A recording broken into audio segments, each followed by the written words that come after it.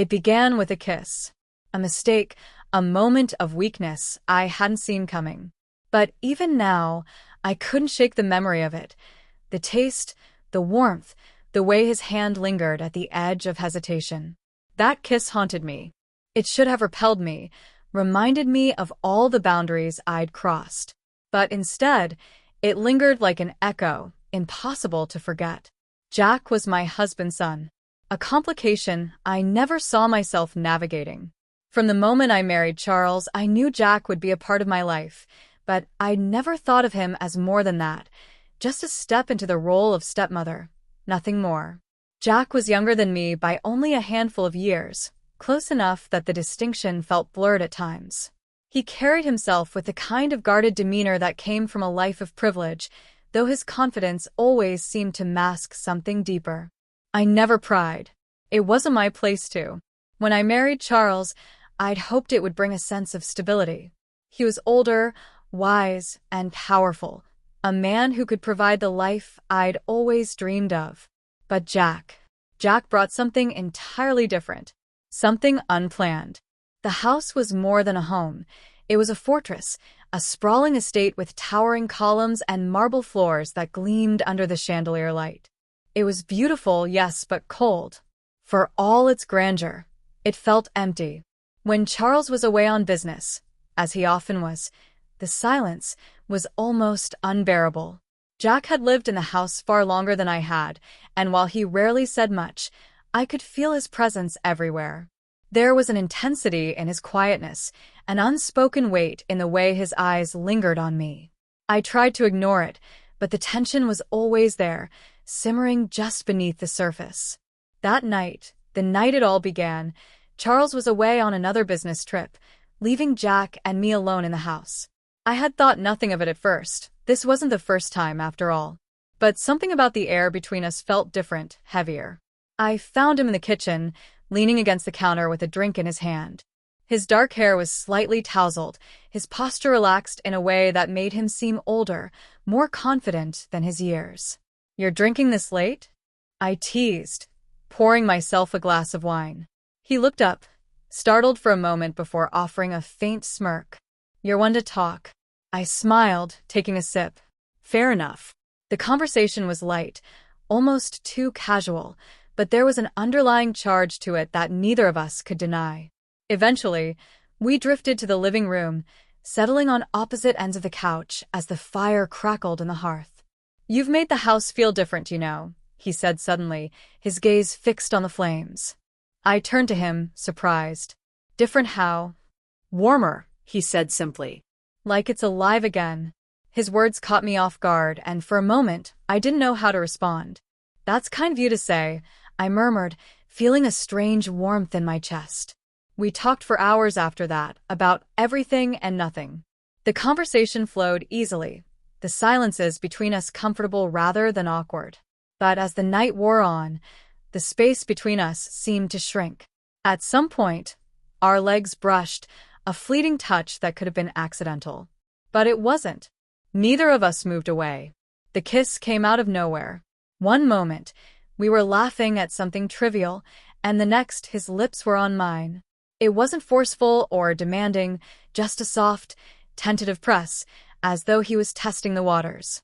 I froze, my mind screaming at me to pull away, but my body betrayed me. My hand moved to his cheek, and for a brief, dangerous moment, I kissed him back. When we finally broke apart, the room felt impossibly still. I stared at him, my heart pounding in my chest, and saw the same mix of fear and longing in his eyes that I felt in my own. "We shouldn't," I whispered, though the words felt hollow even as I said them. "I know," he said, his voice barely audible. But he didn't finish the sentence, and he didn't have to. The unspoken truth hung between us, heavy and undeniable. That night, I lay awake in my bed, replaying the moment over and over in my mind.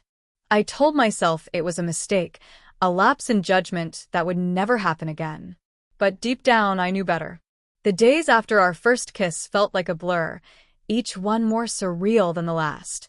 The air between Jack and me had shifted, charged with an unspoken tension that neither of us could deny. Every moment we spent near each other felt like a test of restraint, every glance a reminder of what we'd shared and the countless reasons why we shouldn't have. I threw myself into my routines, clinging to them as if they could restore some semblance of normalcy. But normal was impossible now. I could feel Jack's presence everywhere, in the quiet halls of the house, in the way the light fell across the kitchen counter where we'd once stood too close, in the echoes of his laughter that lingered in my mind long after he was gone. One morning, as I stood by the window sipping coffee, I saw Jack through the glass. He was outside, leaning against the garden fence with a cigarette in hand. He wasn't wearing a jacket despite the chill, and his shoulders were hunched in a way that made him look younger, more vulnerable. I hesitated, my fingers tightening around the mug. Part of me wanted to stay inside, to keep the fragile distance we'd managed to maintain over the past few days. But another part of me, the reckless, selfish part, wanted to go to him. Before I could second-guess myself, I set the mug down and stepped outside. "You're up early," I said, trying to sound casual as I approached him. Jack turned, his expression unreadable. He dropped the cigarette and crushed it beneath his shoe, a faint smile tugging at the corners of his mouth. "Couldn't sleep." "Neither could I admitted, leaning against the fence beside him. The silence between us was heavy, but not uncomfortable. We stood there for a while, the cold air biting at our skin, before he finally spoke. "Evelyn," he said quietly, his voice barely audible over the wind. About the other night, I turned to him, my heart pounding. "Jack, you don't have to." "I do," he interrupted, his gaze meeting mine. "Because I can't stop thinking about it. About you." My breath caught, and for a moment I couldn't speak. The honesty in his voice, the vulnerability in his eyes. It was too much. "Jack," I began, but he cut me off again. "Tell me you feel it too," he said, his voice trembling. "Tell me I'm not the only one who—" "You're not," I whispered, the words slipping out before I could stop them. His shoulders sagged with relief, and he reached for my hand, his touch tentative but steady. "Then what are we doing, Evelyn? What is this?" I shook my head, my mind racing. "I don't know," I admitted. "But I know it's wrong. And I know it's dangerous. But it's real," he said, his grip tightening on my hand. "And I don't care how wrong it is. I care about you." The words hung between us, heavy with meaning. I looked away, my chest tightening. "Jack, this could ruin everything." "Maybe," he said softly. "But it could also be the best thing that ever happened to us." That conversation changed everything. The fragile boundary we'd tried so hard to maintain was gone, shattered by the weight of our emotions. From that moment on, there was no more pretending. We became experts at stealing moments.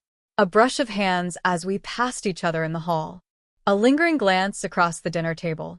A whispered exchange when no one was listening. But with every stolen moment came the risk of discovery. Our connection was impossible to hide, no matter how hard we tried.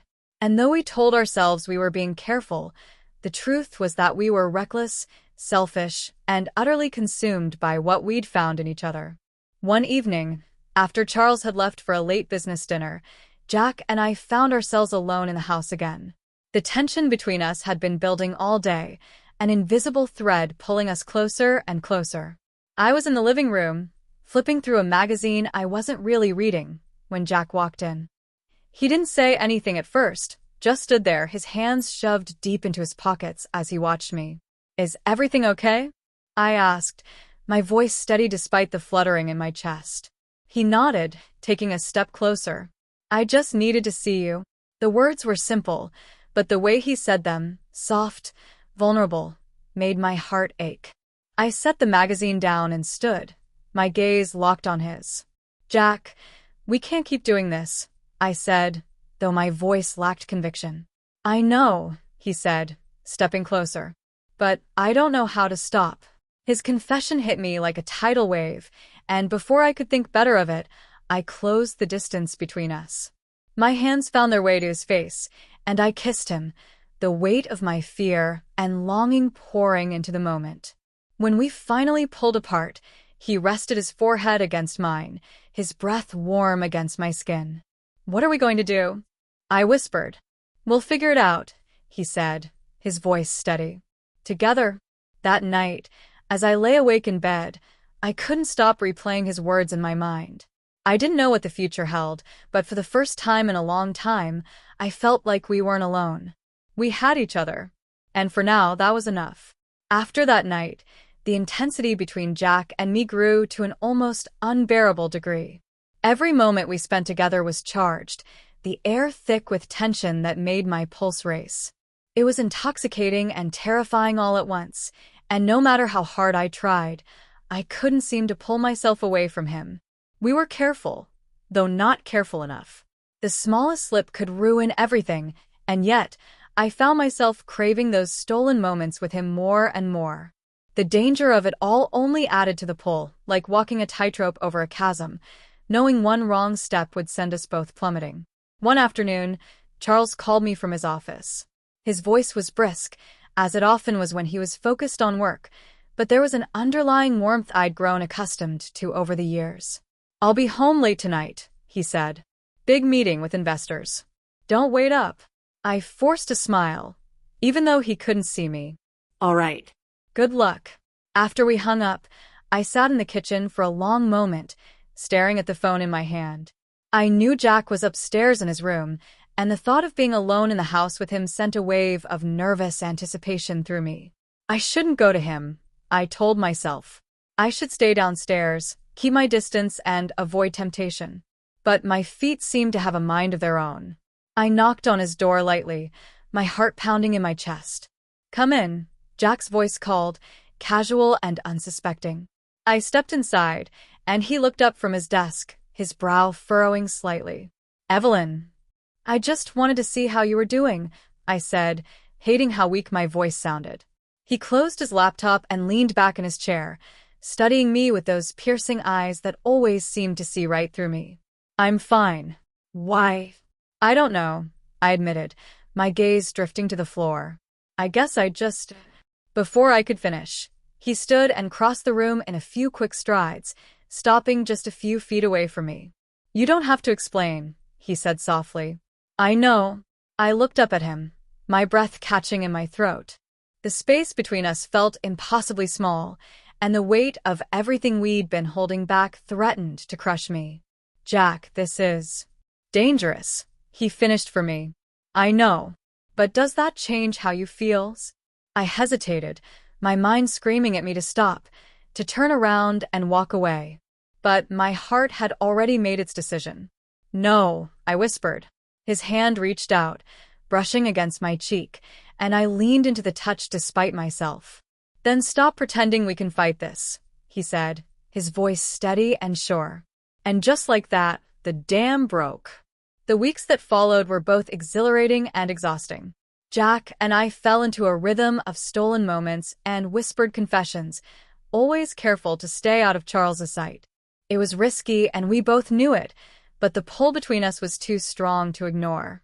At night, I would lie awake in bed, torn between guilt and desire. I told myself that what we were doing was temporary, that it would end before anyone got hurt. But deep down, I knew the truth. There was no going back. The first crack in our carefully constructed facade came on a quiet Sunday morning. Charles had stepped out to run errands, leaving Jack and me alone in the house. We were sitting in the living room, the tension between us thick enough to cut with a knife. "Do you ever think about what happens if we get caught?" I asked, my voice barely above a whisper. Jack glanced at me, his expression unreadable. "All the time, and I don't care," he said simply. His answer both thrilled and terrified me. "Jack, this isn't just about us. If your father—" "I know," he interrupted, his voice firm. "But I can't keep pretending that what I feel for you isn't real." Before I could respond, he reached for my hand, his grip strong and steady. "Evelyn, I know this is messy, and I know it's wrong. But I love you, and I don't think I can stop." The words hit me like a tidal wave, and for a moment, I couldn't breathe. "Jack, you don't have to say it back," he said quickly. "I just needed you to know." But the truth was, I didn't need to say it back. He already knew. Later that evening, as Charles and I sat down for dinner, I couldn't shake the feeling that he was watching me. His eyes lingered a little too long, his questions a little too pointed. "You've been quiet lately," he said, his tone casual but probing. "Just tired," I replied, forcing a smile. He nodded, though his expression remained thoughtful. "Jack's been acting strange too. Is everything all right between you two?" My heart skipped a beat, but I kept my composure. "Of course. Why wouldn't it be?" "I don't know," he said, leaning back in his chair. "I just get the sense that something's different." I laughed lightly, though the sound felt hollow. "You're imagining things." He didn't press further, but the look in his eyes told me he wasn't convinced. That night, as I lay in bed, I couldn't shake the feeling that the walls were closing in. The weight of what Jack and I were doing was becoming harder to ignore, and the cracks in our facade were starting to show. I didn't know how much longer we could keep this up, but one thing was clear. The longer it went on, the closer we came to losing everything. After Charles's suspicious glance at dinner, I could feel the tension in the house shift. It wasn't just Jack and me anymore. There was something in Charles's demeanor that felt sharper, like he was watching us more carefully, picking up on things we thought we'd hidden. I started avoiding Jack more deliberately, keeping my distance and limiting our interactions to only what was necessary. It was excruciating, but it felt like the only way to keep our secret safe. I told myself it was for the best, that putting distance between us would cool whatever fire we'd ignited. But Jack wasn't willing to let go so easily. One evening, while Charles was away on another business trip, I was in the kitchen preparing dinner. The faint sound of footsteps behind me made me turn, and there he was, leaning casually against the doorframe. "We need to talk," he said, his voice firm but quiet. "Not now, Jack," I said, focusing on chopping vegetables. "Yes, now," he insisted, stepping closer. I set the knife down and turned to face him, crossing my arms. "What is it?" He looked at me, his jaw tight, his eyes filled with that same intensity I'd seen the first night we kissed. "You've been avoiding me." "I've been busy," I said, my tone dismissive. "Don't lie to me, Evelyn," he said, his voice low. "I know what you're doing." I sighed, leaning back against the counter. "I'm trying to protect us, Jack. Do you have any idea what will happen if Charles figures this out?" "Of course I do," he said, his voice rising slightly. "But pretending this isn't happening isn't going to fix anything. You can't just shut me out." I looked away, my chest tightening. "I don't know what else to do." Jack stepped closer, his presence overwhelming. "You don't have to do it alone. We're in this together, remember?" The words were a reminder of what we'd promised each other, but they didn't ease the knot of fear in my stomach. "Jack," I whispered, my voice trembling. "This isn't just about us. This could destroy everything." "And what if it doesn't?" he countered. "What if it's worth the risk?" I wanted to believe him. I wanted to let myself fall completely into whatever this was between us. But the weight of reality was suffocating. For a while, we managed to keep things under control, though the strain was taking its toll on both of us. Jack became quieter, more withdrawn, and I found myself constantly looking over my shoulder, terrified that Charles would notice something I couldn't explain away. But no matter how careful we were, the cracks in our facade kept growing. It all came to a head one evening when Charles returned from a trip earlier than expected. I was in the living room with Jack, the two of us sitting on opposite ends of the couch, trying to maintain a safe distance. We were talking about something trivial, the kind of conversation that seemed innocent enough on the surface. But the way Jack was looking at me, the way his voice softened when he said my name, was anything but innocent. When the front door opened, we both froze.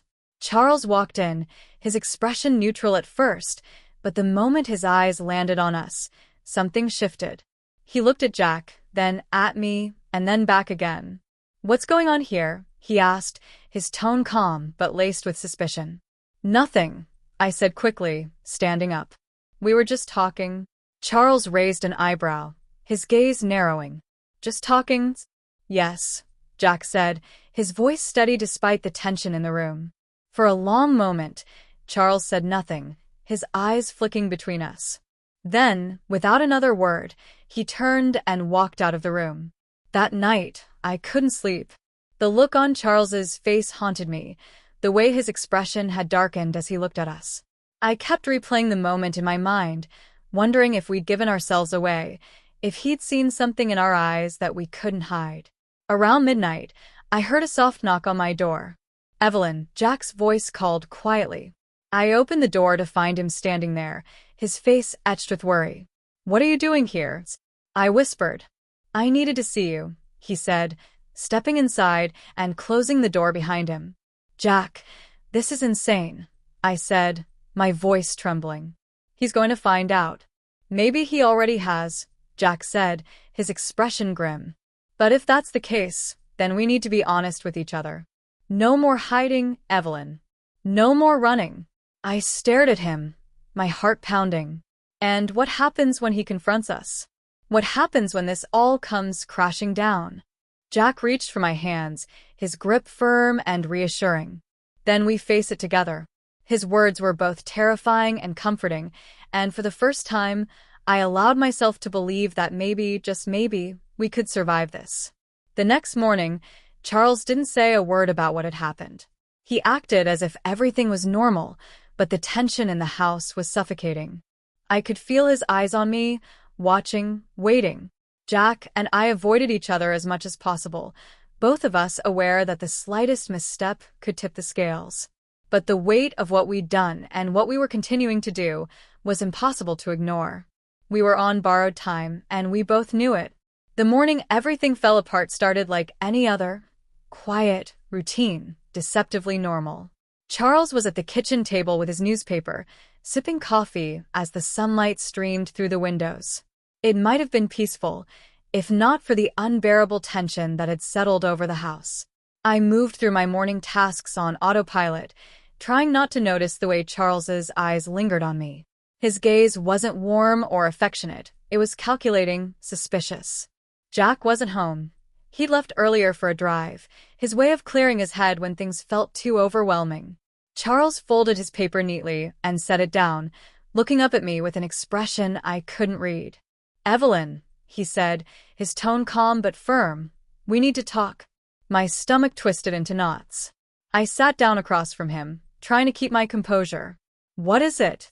I asked, forcing my voice to stay steady. He didn't respond right away, instead studying me with that same unnerving intensity. Finally, he leaned back in his chair, crossing his arms. "Is there something you want to tell me?" The question sent a jolt of panic through me, though I did my best to mask it. "What do you mean?" I asked, feigning confusion. Charles's jaw tightened. "Don't play games with me, Evelyn. I'm not an idiot. I see the way you and Jack look at each other, the way you avoid being in the same room as me." And the other night, he trailed off, his eyes narrowing. "Let's just say I've seen enough to know something's going on." I felt the blood drain from my face. "Charles, Stop," he said sharply, cutting me off. "Don't insult me by lying. Just tell me the truth. How long has this been going on?" My throat felt dry, my heart hammering in my chest. I knew there was no way out of this. He'd already put the pieces together. "I didn't mean for it to happen," I said quietly, my voice trembling. "I didn't want it to happen. But it did," he finished coldly. I nodded, unable to meet his gaze. For a long moment, the room was silent except for the faint ticking of the clock. Then Charles let out a bitter laugh, shaking his head. "Unbelievable. My wife and my son. Do you have any idea what you've done, Evelyn? Do you even care?" "Of course I care," I said, tears streaming down my face. "I never wanted to hurt you, Charles. I swear I didn't." "Hurt me?" he repeated, his voice rising. "You've destroyed everything. Do you even realize what this means for us? For this family's?" The sound of the front door opening interrupted him. Jack walked in, pausing when he saw us. His eyes flicked between Charles and me, his expression tense. "What's going on?" he asked, his voice cautious. Charles stood abruptly, his chair scraping against the floor. "Why don't you tell me, Jack? Why don't you tell me what you've been doing behind my back?" Jack's jaw tightened, and he stepped forward, placing himself between Charles and me. "If you're asking whether Evelyn and I care about each other, the answer is yes," he said firmly. Charles's face turned red with fury. "You're supposed to be my son," he hissed. "How could you betray me like this?" Jack held his ground. "I didn't plan for this to happen," he said, his voice steady. "But I'm not going to apologize for how I feel. I love her." The words hung in the air like a bomb waiting to go off. Charles turned to me, his eyes filled with disbelief and disgust. "Is that true? Do you love him?" I hesitated, my heart pounding. But there was no point in lying now. "Yes," I said quietly. Charles laughed bitterly, running a hand through his hair. "Unbelievable," he muttered. The hours that followed were a blur of shouting, accusations, and tears. Charles was furious, pacing the house and alternating between yelling at Jack and berating me. He demanded answers, explanations, apologies, but no answer we gave him was enough. Eventually, Charles stormed out of the house, slamming the door behind him. The silence that followed was deafening, and I sank into the couch, my head in my hands. Jack sat beside me, his arm draping over my shoulders in a gesture of comfort. "We'll get through this," he said softly. "How?" I whispered, my voice breaking. "He's never going to forgive us." Jack didn't have an answer, but his presence was enough to steady me. In the days that followed, Charles packed his things and moved out of the house. He didn't say much, his anger replaced by cold indifference. The divorce papers arrived a week later, delivered by a courier with no note or explanation. I stared at the documents for a long time, my hands trembling as I flipped through the pages. It felt surreal, like the end of a chapter one hadn't realized was so close. Jack found me sitting at the kitchen table, the papers spread out in front of me. He didn't say anything at first, just pulled out a chair and sat beside me. "This isn't the end," he said finally. "It feels like it," I murmured. He reached for my hand, his touch grounding me. "It's not. We'll figure this out, Evelyn. Together." Months passed, and life began to settle into a new kind of normal. Jack and I stayed together, though the road ahead of us wasn't easy. The judgment from those around us was constant, a reminder of the line we'd crossed and the fallout that followed. But through it all, we held on to each other. There were moments of doubt, of guilt, of questioning whether we'd made the right choice. But there were also moments of joy, quiet evenings spent laughing together, shared dreams of a future that was ours alone. For better or worse, we had chosen each other. And despite everything, I couldn't bring myself to regret it.